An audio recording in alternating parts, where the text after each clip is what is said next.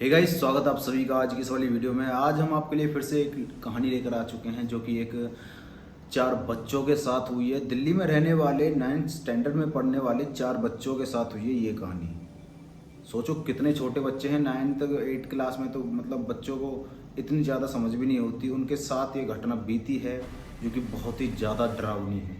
ये 4 लड़के होते हैं, ये आपस में बहुत ही ज़्यादा अच्छे दोस्त होते हैं। एक का नाम शिवम होता है, अंकुश, नकुल और डुग्गू। तो ये चारों आपस में बहुत मज़े करते हैं और पढ़ाई लिखाई में इनका हाथ बहुत ज़्यादा तंग था और जो खेलकूद होता है उनमें ये अव्वल नंबर पर थे। अब इंडियन पेरेंट्स को तो क्या लगता है कि बच्चा अगर पढ़ेगा तो अच्छे मार्क्स आएंगे तो अच्छी तरह जॉब लगेगी, मतलब जो भी है कुछ, मतलब पढ़ाई करेगा तो अच्छा है और खेलेगा तो बेकार है। इसी वजह से मेडल नहीं आ रहे इंडिया में। खैर ये बात छोड़ो, पढ़ाई लिखाई में अच्छे नहीं होने के कारण जो उनके चारों के माँ बाप है उनको ताना देते रहते थे, मतलब मारते और पीटते भी थे बच्चों को क्योंकि वो पढ़ते नहीं थे। जो उनमें से नकुल नाम का लड़का होता है और उसके माँ बाप कहते हैं अगर तू इस 9th स्टैंडर्ड में कम मार्क्स लाएगा तो हम तुझे घर से निकाल देंगे। एक 9th स्टैंडर्ड के बच्चे को अगर वो कम मार्क्स लाता है तो उसके माँ बाप उसको घर से निकाल देंगे। बताओ क्या माइंडसेट है। चलो खैर छोड़ो, इस बात को छोड़ो। अब जो दुग्गू होता है वो चारों बच्चे इकट्ठा हो जाते हैं और आपस में अपनी जो पीड़ा है उसको बताने लगते हैं। जो उनके माँ बाप बोलते थे कि पढ़ लो खेलने कूदने में कुछ नहीं रखा। जो डुग्गू का पापा होता है वो स्कूल में कुछ इस प्रकार का काम करता है कि जो स्कूल के जितने भी ताले होते हैं ना, गेट वगैरह के और प्रिंसिपल ऑफिस आगे जो गेट वगैरह होता है उसके और जो पीछे की तरफ गेट है उनके भी, मतलब सारी चाबियां उसके पापा के पास होती हैं। तो उन बच्चों के स्कूल में एक चीज़ थी कि जैसे उनका पेपर होगा उससे 1 और 2 दिन पहले उनके पेपर प्रिंसिपल ऑफिस में आ जाते थे। तो दुग्गू का वहाँ पर दिमाग चला कि कैसे मैं अपने पापा के पैंट से वो चाबी का गुच्छा निकालूं जब वो घर पे आएँ और सो जाएं और जो प्रिंसिपल ऑफिस है वहाँ पर उसका ताला खोल के वहाँ से पेपर लीक कर लूँ। तो वो चारों को बहुत अच्छी बात लगती है कि आसानी से इसमें तो पास हो जाएंगे और मार्क्स भी अच्छे आएंगे। तो वो कहने लगते हैं कि इसको ट्राई करते हैं और किसी को पता भी नहीं लगेगा, आराम से रात को 12-1 बजे करेंगे इसको, किसी को कुछ खबर नहीं होगी। वो प्लान बनाते हैं कि सारे जो बच्चे होते हैं वो अपने घर वालों से कह देंगे कि 1-2 दिन पहले हम ग्रुप स्टडीज़ के लिए जाएंगे, एक दूसरे के घर, एक दूसरे का नाम ले लेंगे और 12 और 12:30 बजे अपने घर से निकल आएंगे। तो जैसे वे करते हैं अपने घर वालों से कहते हैं कि हमें ग्रुप स्टडीज़ के लिए जाना है, तो जैसे शिवम अंकुश का नाम ले देता है, अंकुश डुग्गू का नाम ले लेता है कि मैं उसके पास जा रहा हूँ ग्रुप स्टडीज़ करने। ऐसा ही चलता रहता है और वो बाहर आ जाते हैं, उसको मतलब उस बहाने को मारकर वो घर के बाहर आ जाते हैं। डुग्गू की जो गली होती है उसके नीचे चारों आपस में मिलते हैं और प्लान बनाते हैं कि कैसे कैसे आगे जाया जाएगा। तो वो स्कूल के सामने पहुंचते हैं और वहाँ पर एक पेड़ के पीछे छुप जाते हैं और देखते हैं कि एक सिक्योरिटी गार्ड अंकल अपना मोबाइल चला रहे हैं बाहर, जो मतलब उनका कैबिन सा बना होता है ना सिक्योरिटी गार्ड का, और उस कैबिन में भीतर बैठकर फ़ोन चला रहे होते हैं। उसकी लाइट वाइट भी ऑन है और आराम से वो अपना वीडियो वगैरह देख रहे हैं उस फ़ोन में।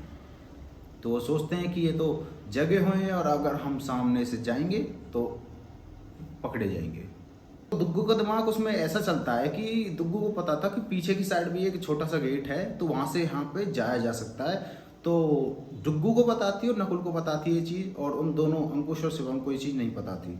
वो दोनों जाते हैं पीछे की तरफ। वो दोनों क्या, वो चारों जाते हैं वो पीछे की तरफ। वो चारों पीछे की तरफ जाते हैं और दरवाजे को खोल लेते हैं और कहते हैं कि आराम आराम से चलो, किसी को आवाज़ नहीं आ जाए, और भीतर की तरफ चलने लगते हैं। भीतर की तरफ बढ़ते हैं, उनको प्रिंसिपल ऑफिस मिलता है और प्रिंसिपल ऑफिस का ताला जैसे वो खोलते हैं और उसमें भीतर चेक करते हैं तो भीतर पेपर नहीं थे।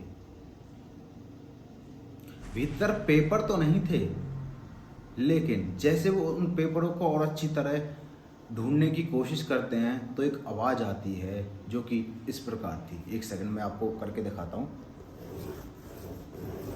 इस प्रकार वो आवाज़ आ रही थी, मतलब ऐसी आवाज़ थी कोई टेबल पर अपने जो नाखून है उनको घिस रहा हो। वो चारों जने बहुत ज़्यादा घबरा जाते हैं और उसी जो प्रिंसिपल ऑफिस होता है उसी में भीतर की तरफ छिप जाते हैं। और वो जो आवाज़ होती है वो वहाँ पर आगे की तरफ उनकी तरफ बढ़ती जा रही थी। वो उनकी तरफ बढ़ी लेकिन एकदम से बंद हो गई।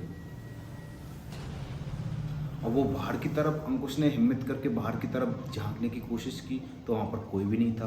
वो चारों बाहर की तरफ झांके तो वहाँ पर कोई भी नहीं था। और उनमें से डुग्गू और जो नकुल होता है उसको एक कहानी याद थी जो कि इस स्कूल के बारे में बहुत ज़्यादा प्रचलित है, क्योंकि वो स्कूल जो है वो कब्रिस्तान के ऊपर बना हुआ है। उसमें एक कहानी ऐसी थी कि एक सिक्योरिटी गार्ड अंकल रहा करते थे, 60-65 साल के वो अंकल रहा करते थे। तो एक दिन उनके साथ एक इंसिडेंट होता है। वो इंसिडेंट इस प्रकार था कि वो अंकल सबको अपनी कहानी सुनाया करते थे कि मेरे साथ इस जो स्कूल में ऐसा हुआ है। दरअसल उस अंकल के साथ ऐसा हुआ था कि भीतर स्कूल की तरफ जैसे वो अपनी ड्यूटी कर रहे थे रात के टाइम पर, तो तकरीबन 2 बजे के करीब उनको एक आवाज़ सुनाई देती है भीतर स्कूल में। तो वो देखने जाते कोई चोर वगैरह तो नहीं आ गया भाई, क्योंकि सिक्योरिटी गार्ड का तो काम ही ये होता है स्कूल की देखभाल करना। तो वो जैसे भीतर जाते हैं तो जो मतलब स्कूल एक तरीके से कह सकते हो, जो मतलब कमरे होते हैं ना स्कूलों के, वो लाइन से लगे होते हैं। उनके जो आगे की तरफ होता है एक वो होती है, हल्की सी जगह होती है, उसके ऊपर छत रहती है, मतलब वो लंबी होती है। उसमें वो अंकल जी टहल रहे थे, जो सिक्योरिटी गार्ड अंकल हैं, वो देख रहे थे मतलब है क्या ये, मतलब कहाँ से आवाज़ आ रही है और क्या चीज़ है, कोई चोर वगैरह तो नहीं आ गया कॉलेज में। तो वो देखने जैसे जाते हैं, वहाँ पर उनका जो पैर होता है वो किसी चीज़ से टकरा जाता है। वो अंकल जी नीचे गिरते हैं। उनका वो जैसे नीचे गिरते हैं तो पलट के वहीं की वहीं ऊपर की तरफ देखते हैं। जैसे यहाँ पर मैं ऊपर की तरफ देखूं तो उनको एकदम से इतना ज़्यादा डर लगता है कि वो लिटरली जम जाते हैं। ऐसा क्या था ऊपर थे कम से भी कम 20 और 22 मुर्दे जो कि लटके हुए थे। इस चीज़ को देखकर वो वहीं पर बेहोश हो जाते हैं। बेहोश होने के बाद उनको सुबह उठाया जाता है और हॉस्पिटल ले जाया जाता है, क्योंकि जो उनकी हालत थी, उनको बुखार इतना हाई लेवल का आ चुका था, वो बिल्कुल ऐसा मानो कि बस मर ही जाएंगे। तो जैसे उनका इलाज होता है, इलाज तो सही हो जाता है, लेकिन कुछ दिन बाद वो अंकल जी पागल हो जाते हैं, उनको ड्यूटी से निकाल दिया जाता है। वो अंकल जी एक एक आदमी को पकड़ते और कहते कि इस स्कूल में एडमिशन मत लेना, ये स्कूल एक तरीके से पूरा भूतिया है और यहाँ पर भूत रहते हैं। उसकी बातों को कोई नज़रअंदाज करता, कोई विश्वास नहीं करता, क्योंकि सब मानते थे कि वो पागल हो चुके हैं। लेकिन उन अंकल जी की कुछ दिनों बाद मृत्यु हो जाती है। तो ये स्टोरी बताई जाती है और इस स्टोरी को दुग्गू और नकुल याद करते हैं कि ऐसा भी कुछ हुआ था, हमने ये चीज़ पहले क्यों नहीं सोची कि इस स्कूल में भूत वगैरह का भी निवास हो सकता है। उनमें से अंकुश बोलता है कि चलो छोड़ो, 5-7 मिनट और ट्राई करते हैं कि पा जाए तो ठीक, ना तो फिर राम भरोसे। तो वो 5-7 मिनट अपने पेपर वगैरह को ढूंढने लगते हैं। लेकिन जो नकुल होता है, नकुल जैसे आसपास की चीज़ों को छानबीन कर रहा था, उनके जो पेपर वगैरह होते हैं उनको ढूंढने के लिए, जैसे एक योद्धा की आंखों में तेज होता है। उन अंकल जी की जो आंखें हैं वो धीरे धीरे लाल कलर में बदलने लगती हैं, जैसे उनकी जो सारी बॉडी का जो खून है वो आंखों में ही चला गया हो, ऐसा उसका फेस हो जाता है उस अंकल का। और उसके मुंह पर झुर्रियाँ भी पड़ने लगती हैं धीरे धीरे। 30-40 सेकंड में ये सब सारा काम होता है। 30-40 सेकंड में 30-40 सेकंड में ये काम मतलब इतना हाई लेवल तक पहुंच जाता है। उनका चेहरा बहुत ही ज़्यादा डरावना हो जाता है। वो अंकल जी गुस्से में उससे कहते हैं, क्या कर रहे हो यहाँ पर, चीटिंग करने आए हो? और जो वो नकुल होता है वो उनकी आंखों में देखकर एक तरीके से हिप्नोटाइज हो जाता है। उसको डर भी बहुत लग रहा था, मतलब उसको इतना ज़्यादा डर लग रहा था, लिटरली वो अपने पैंट में सूसू कर दिया था। 9th क्लास का बच्चा था, सूसू कर दिया था अपने पैंट में। तो सोच सकते हो आप कितना ज़्यादा डरावना उसका चेहरा होगा। तो वो जैसे हिप्नोटाइज से निकलता है तो अपने सारे दोस्तों को कहता है, जो अंकल जी थे वो सिर्फ नकुल को ही दिख रहे थे, बाकी 3 दोस्तों को नहीं दिख रहे थे।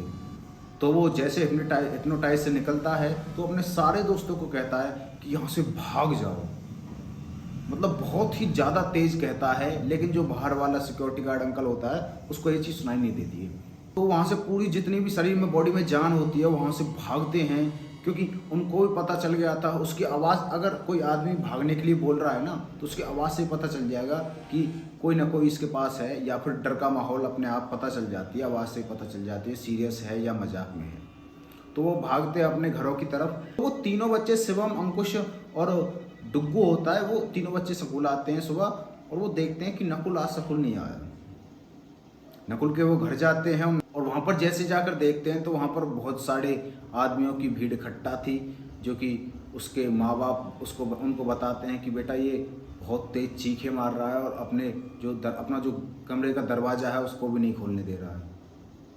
तो उसके माँ बाप कहते हैं अब तो इसके दोस्त भी आ गए, अब इस दरवाजे को तोड़ ही देते हैं और इसको हॉस्पिटल लेके चलते हैं, देखते हैं इसको हुआ क्या है। जो इतनी तेज, मतलब वो इतनी तेज आवाज़ मार रहा था ना, जो वोकल होता है ना, वो फट ही जाए, आदमी को ऐसा लग रहा था बाहर से भी उनको। वो दरवाजे को तोड़ते हैं, उसको उठाते हैं, हॉस्पिटल में ले जाते हैं, वहाँ पर उसका इलाज चलता है। तकरीबन वो वहाँ पर पहुँचा था 5 बजे और उसका इलाज ख़त्म हुआ था, मतलब वो शांत हुआ था 12 बजे। 12 बजे वो शांत हुआ था। उसके पास, उसके जैसे वो शांत होता है, उसके पास उसकी मम्मी जाती है और पूछती है, बेटा तुम्हारे साथ ये हो क्या रहा है, हमें भी तो बता दो।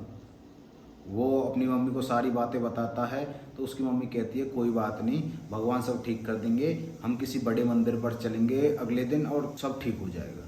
लेकिन हैरानी की बात ये थी, जैसे नकुल की आंख लगती है, तो आंख लगने के बाद वो नकुल कभी उठता ही नहीं है। जी हाँ, नींद में उसकी मृत्यु हो जाती है। उसका परिवार इस चीज़ को लेकर बहुत ही ज़्यादा दुखी होता है। वो जो अंकुश होता है, उसने अपने सारे, जो नकुल का परिवार था, उसको सारी बातें बता दी थी कि इसलिए गए थे हम।